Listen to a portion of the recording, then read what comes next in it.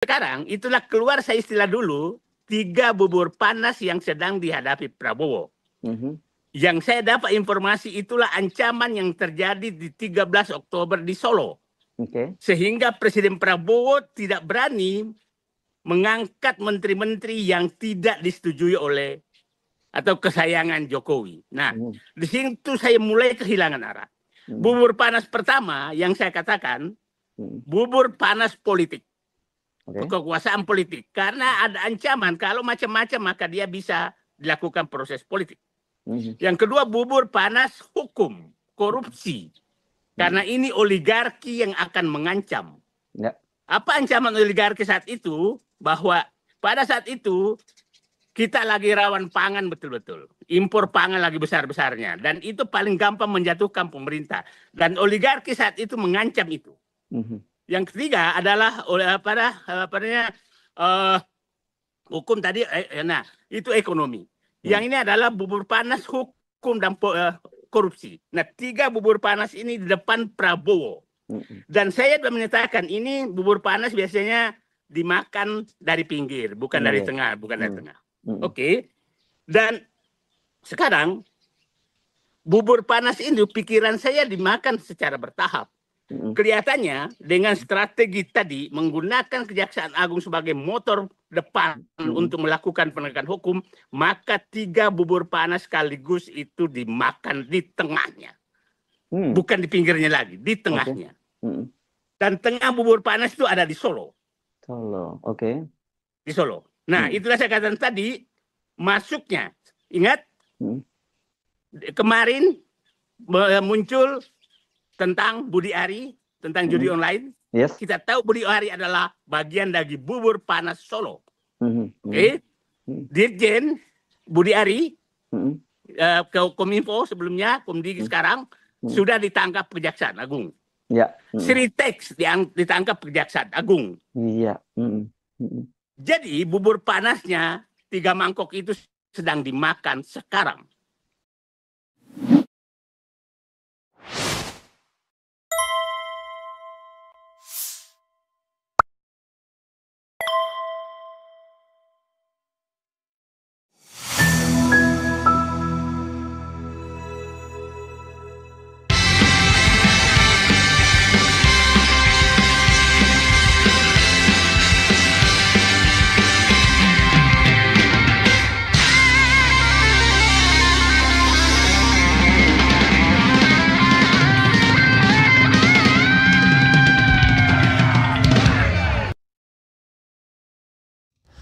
Assalamualaikum warahmatullahi wabarakatuh.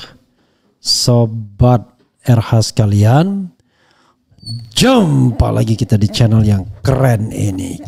Keren cadas. Ya, Sobat RH sekalian, ini ada soal yang terkait dengan perkembangan politik yang penting ya. Not only ijazah atau diploma certificate, but also political constellations between Jokowi and Prabowo. Dan katanya Prabowo Subianto sudah mulai berani dengan 3 indikator. Dia sudah berani makan bubur panas di tengah. Tidak lagi main pinggir-pinggiran. Itu kata Said Didu. Apakah begitu? Nanti kita analisis setelah kita membaca berita yang satu ini ya, Sobat RH sekalian. Jadi kalau di sini saya Didu bingung bagaimana langkah Prabowo, saya juga bingung untuk menempatkan Prabowo. Ya, apakah dia ini kucing hutan? Apakah sekedar kucing rumahan? Kan gitu. Jadi kita bisa bikin pantun ada tanaman di daerah wetan. Tanaman tersebut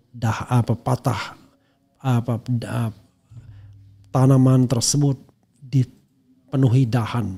Batang tanaman dipenuhi dahan. Nah, gitu. Aku tidak tahu apakah dia kucing hutan ataukah cuma sekedar kucing rumahan. Jadi saudara sekalian, kita berharap kucing hutan ya, tidak usah kita bilang macan Asia, tapi kucing hutan minimal, bukan kucing rumahan. Oke, ini beritanya, coba saya bacakan ya. Babak baru Prabowo versus Jokowi keluarga, bak makan bubur panas, langka jitu Prabowo langsung lahap bubur panas bagian tengah, bukan lagi pinggiran. Jadi tidak lagi main pinggiran, langsung tengah dia. Hukama News, Muhammad Saididu menilai sudah ada langkah dari Presiden Prabowo untuk membereskan negeri ini dari para mafia penggerogot uang pajak rakyat. Bahkan ex-menteri BUMN ini melihat, bukan ex-menteri ya, tapi ex-sekretaris menteri BUMN, ex-kementerian BUMN, bukan sekretaris menteri ya. Bahkan ex-sekretaris kementerian BUMN ini melihat Indonesia makin parah dengan adanya langkah cepat yang diambil Prabowo. Prabowo sudah menekan peraturan Presiden Perpres nomor 66 tahun 2025 tentang perlindungan negara terhadap jaksa dalam melaksanakan tugas dan fungsi kejaksaan RI. Prabowo sudah lompat dari Tambak langsung ke Solo, dan kini perebutan kekuasaan yang nyata itu terjadi setelah pelantikan Presiden Prabowo, jelas Saididu dikutip dari YouTube Hersuberno Point ya. Menurut Saididu, sebelumnya ia sudah pernah memberikan pernyataan bahwa ada perebutan kekuasaan dengan Jokowi dan lingkaran geng Solonya dengan Prabowo. Arah perjuangan Anies dan Prabowo itu sama, dan itulah saya ingat Prabowo pernah bilang 4 kali maju di Pilpres banyak orang yang tidak mendukung dia karena orang-orang tidak mau memberantas korupsi katanya. Nah, pendukung asli Prabowo ada di luar di tahun 2019, termasuk dirinya yang mendukung Prabowo bak emas 24 karat. Karena Prabowo dulu meyakinkan dengan kampanyenya bakal berantas korupsi dan tegakkan hukum.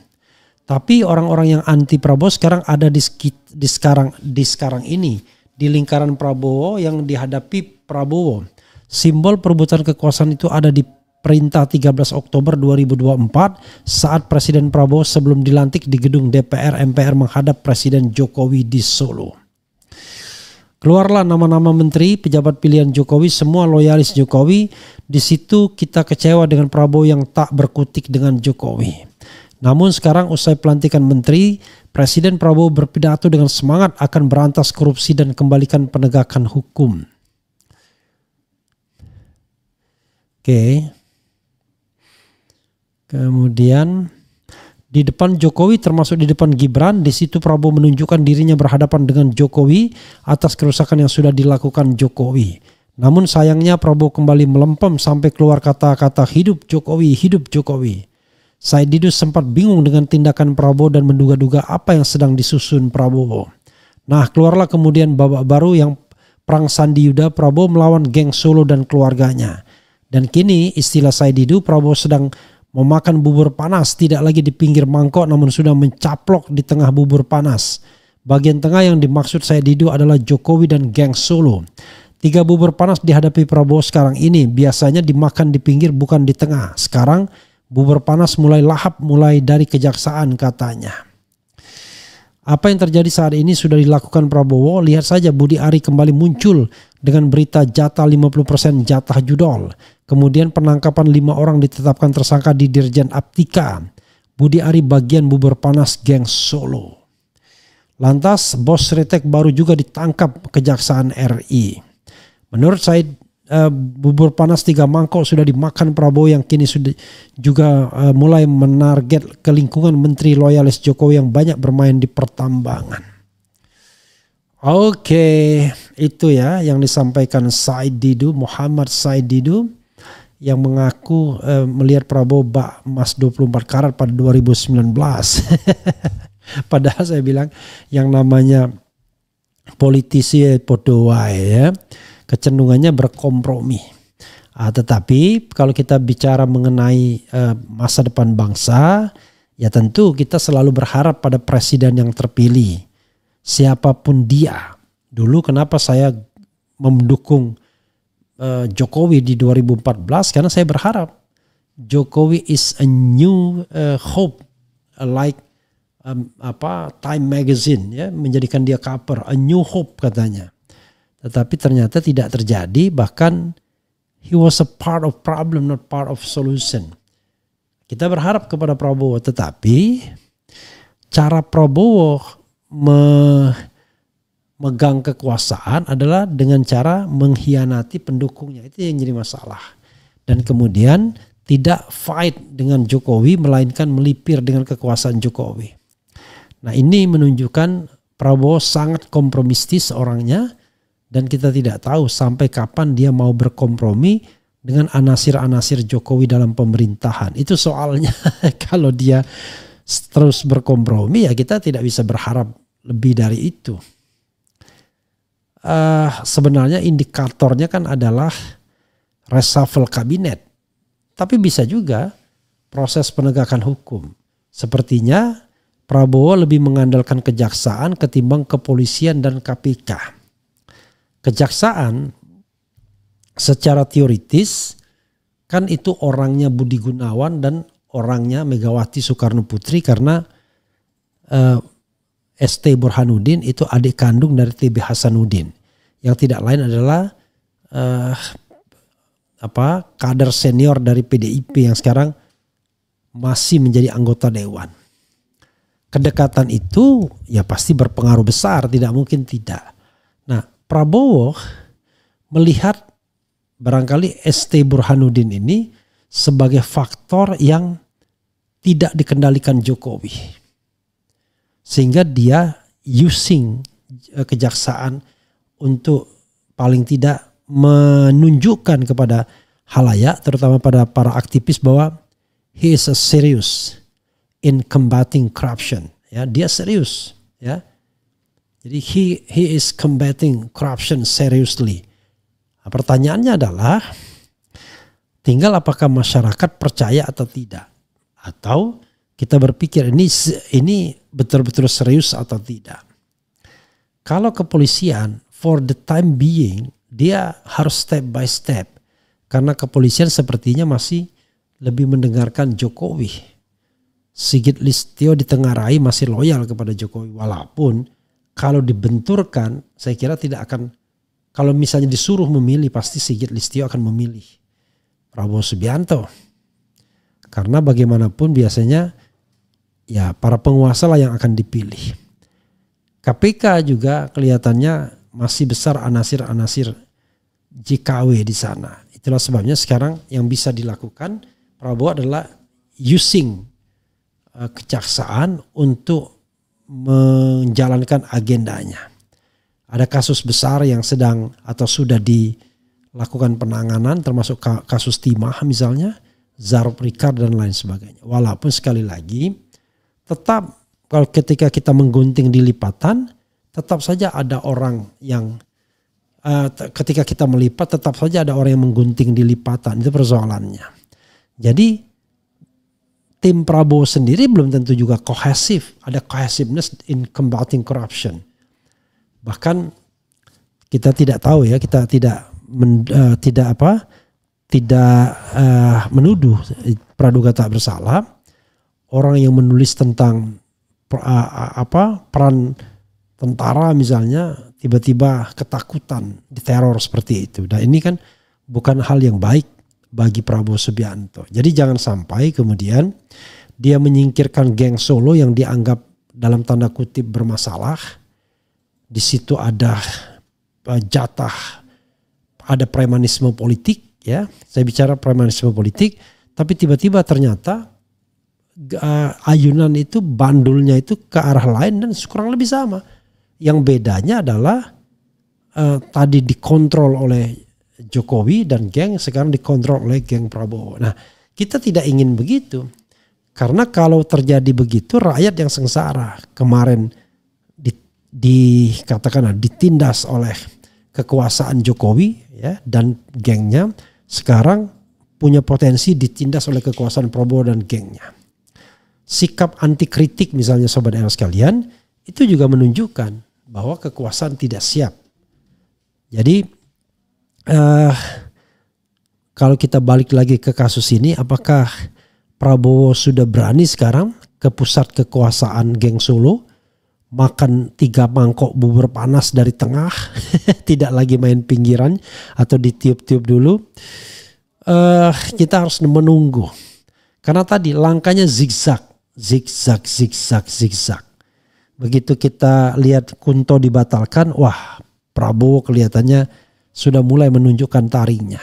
Tapi begitu pengunduran diri Hasan Nasbi yang notabene orangnya Jokowi yang ditaruh di istana, kok nggak jadi. Makanya saya berpikir jangan-jangan Hasan Nasbi itu butter Kunto.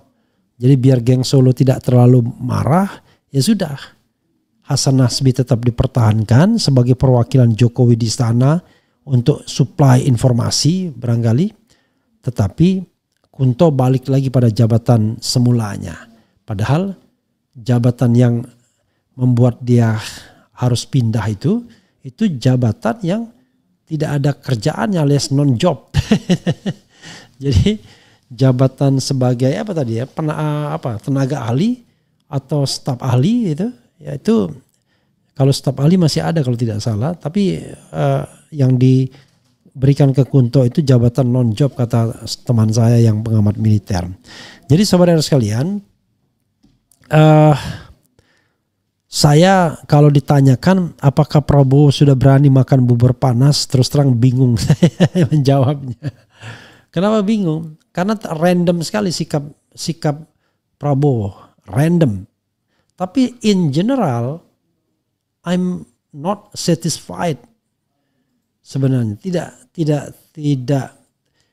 tidak puas karena Prabowo masih memperlihatkan menjadi orang yang bagian dari kekuasaan atau masa lalu Jokowi. Dalam kasus ijazah palsu misalnya, Prabowo absen untuk memberikan semacam guidance kepada penegak hukum agar bekerja secara profesional dan akuntabel. Karena bagaimanapun kalau polisi, penegak hukum tidak dipercaya masyarakat, yang repot Prabowo sendiri.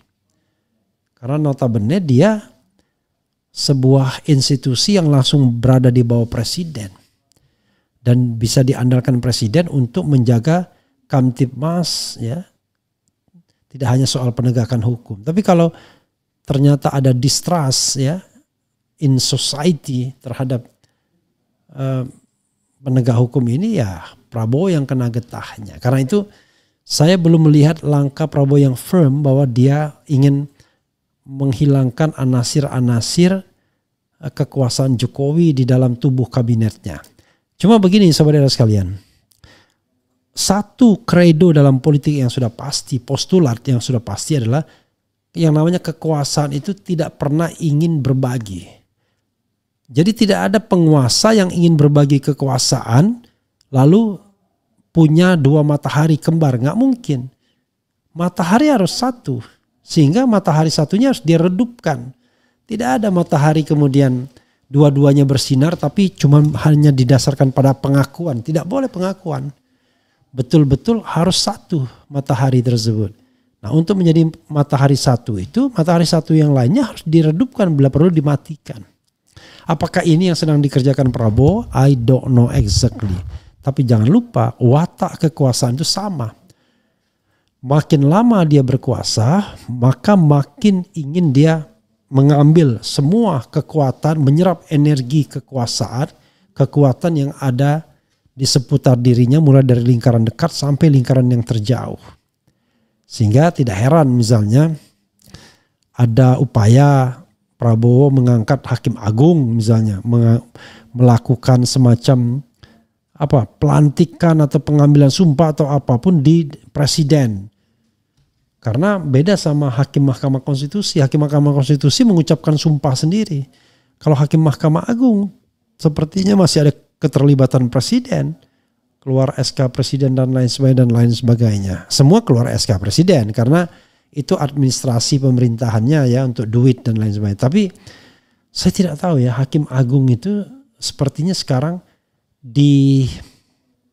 dibuka peluang untuk dilantik di Istana Negara atau gimana ya. Walaupun pengambilan sumpahnya sendirian itu soal lain. Tetapi intinya ada upaya untuk menundukkan hakim-hakim Mahkamah Agung ke dalam sentral kekuasaan eksekutif. Itu yang saya dengar. Makanya ada sebuah birokrasi, kalau tidak salah, pelantikan Hakim Agung yang harus berhubungan dengan presiden. Nah beda sama MK. MK ya melantik dirinya sendiri, bukan melantik sesungguhnya, mengucapkan sumpah, ya. Dan sumpah itu bisa jadi dihadiri oleh oleh presiden atau dilakukan di depan kalau hakim baru ya. Hakim baru itu dilakukan pelantikan di istana sama seperti hakim-hakim lainnya, pejabat-pejabat lainnya. Saya agak misleading. Tapi khusus untuk ketua, mereka mengangkat sumpah sendiri itu setelah pemilihan.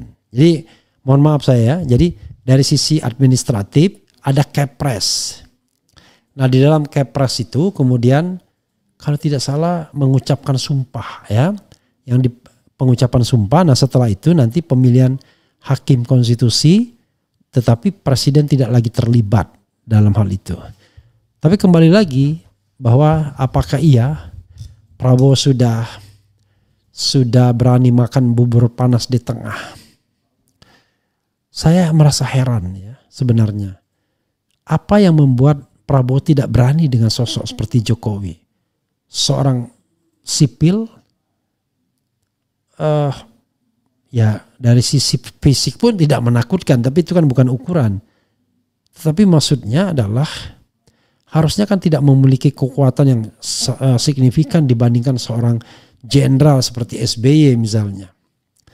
Harusnya kan lebih takut pada SBY 10 tahun berkuasa, jenderal pula, tetapi memang sudah lewat 10 tahun. Itu masalahnya ya.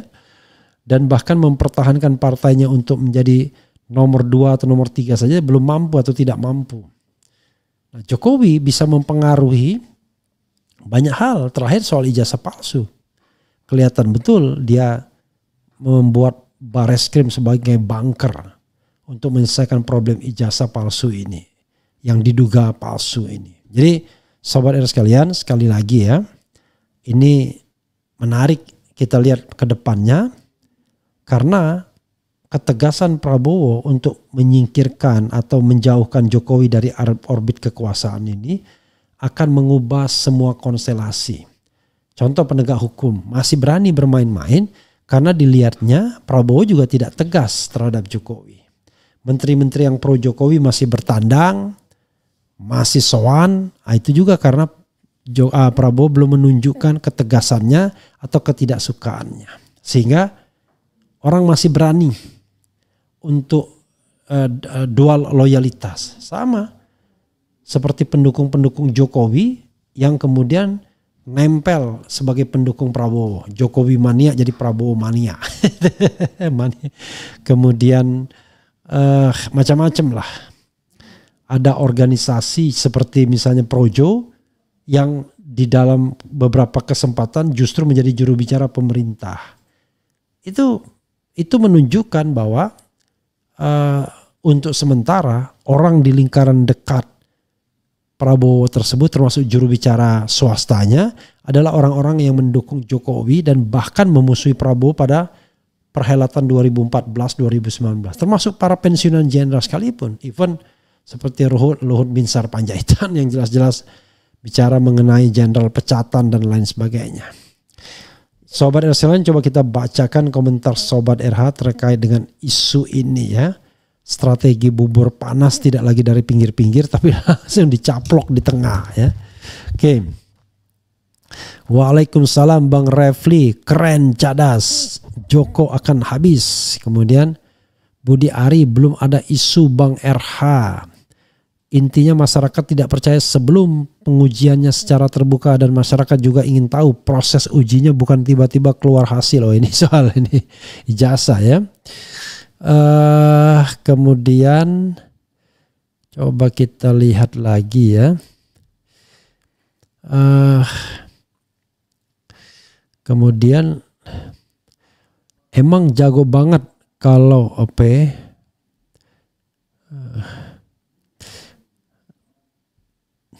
Lagi ya. Refli Harun lebih condong ke Prabowo. Iyalah, gimana? Tetapi saya tidak ingin masuk dalam lingkaran Prabowo. Kenapa saya lebih condong ke Prabowo? Karena bagi saya Jokowi part of problem selama 10 tahun. Dan sudah selesai, the end of the game harusnya. Menyingkirlah dari politik. Biarkan Prabowo kemudian berkuasa dan mewujudkan janji-janji politiknya. Nah, orang seperti saya tidak lagi disibukkan untuk mengkritik Jokowi. Karena tidak lagi cawe-cawe. Tetapi cukup mengkritik Prabowo saja. Ini kan yang tadinya kita berkomitmen untuk mengkritik kekuasaan. Secara de jure memang Prabowo yang berkuasa. Secara de facto masih sharing power dengan Jokowi. Sehingga kita pun terpaksa kemudian menghadapi dua sosok yang most of the time kita kritik, Jokowi dan Prabowo. Dalam kasus ijazah palsu ya konsentrasi terbesar akhirnya ke Jokowi kan. Sementara kita tidak tahu apakah kinerja Prabowo akan baik-baik saja atau tidak. Cepat lambatnya FUFAPA akan dipinggirkan oleh presiden kita, insya Allah ya. Assalamualaikum, hanya sekedar keluhan kami rakyat Indonesia bila memperhatikan kepolisian masalah ijazah, permasalahan tanah, sangat khawatir akan bertambah kejahatan di Republik ini. Gara-gara cerita begini gua mendapat hidayah, tobat. Mudah-mudahan ya, tobat ya. Gitu. Prediksi saya Jokowi dan lawyer akan melaporkan satu orang lagi berinisial RH. Ini bodoh bener nih orang ini. Melaporkan kenapa? Melaporkan karena kita memberikan analisis ya. Oke. Kacau juga Sritek udah diborongin pemerintah kena kasus korupsi pula, hidup FUFAPA ya. Oke. Ayo bangkit Pak Prabowo, racun itu nyamuk ya. Semoga segera reshuffle secepatnya. Jadi sobat era sekalian, yang jadi masalah adalah sekarang ini para pendukung Jokowi terus ingin menempel ke Prabowo untuk diidentikan. Jokowi is Prabowo adalah satu paket. Padahal sebenarnya itulah yang potensial merusak Prabowo Subianto. Kalau seandainya tetap mempertahankan para pendukung atau kekuatan Jokowi. Kenapa? Karena ini adalah kekuatan yang barangkali bermasalah. Ada kasus yang dilaporkan oleh Ubaidillah Badrun dan lain sebagainya dan lain sebagainya. Sekali lagi ini adalah sebuah analisis ya yang ya belum tentu juga benar, tetapi analisis ini didasarkan pada hal-hal yang berkembang di society. Jadi orang-orang yang nggak paham jangan bicara, mengadukan dan lain sebagainya ya. Oke, jadi berapa orang yang mau diadukan oleh Jokowi, oleh lawyer-lawyernya. Jadi aneh negara ini. Karena itu berhentilah misalnya cawe-cawe dalam kekuasaan. Kalau memang step down, jadilah negarawan. Kan begitu harusnya. Bukan menjadi orang yang ingin terus ikut-ikutan dalam pemerintahan. Tapi ada tapinya. Ya tidak salah juga. Kalau pilihannya tidak ingin menjadi negarawan, tapi tetap ingin jadi politician, ya nggak salah. Misalnya Jokowi terus pengen cawe-cawe, terus pengen mempengaruhi Prabowo, kemudian mau memimpin PS, ya nggak salah juga. Namanya politik. Kita berharap dia jadi negarawan, tapi dia menjadi politician, memilih menjadi politician, walaupun sudah 2 periode menjadi presiden. Ya nggak apa-apa. Mungkin karena dia tadi masih ingin mendorong dinasti politiknya, ada Gibran, ada Kaisang dan lain, ada Bobi Nasution dan lain sebagainya. Nah inilah persoalan. Ya hal yang sama kan terjadi dengan SBY. Setelah 2 periode menjabat, tidak menjadi negarawan, malah balik dan mempersiapkan karpet bagi putranya. Megawati malah memimpin partai politik terus-menerus tanpa jeda.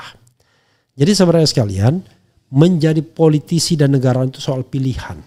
Tapi baiknya mantan-mantan presiden itu jangan jadi politisi lagi, jadilah negarawan. Jadi orang yang berada di tengah dan melihat politik itu politik negara. Tapi tidak terjadi kepada SBY, tidak terjadi kepada Mega sebelumnya, dan tidak terjadi juga pada Jokowi.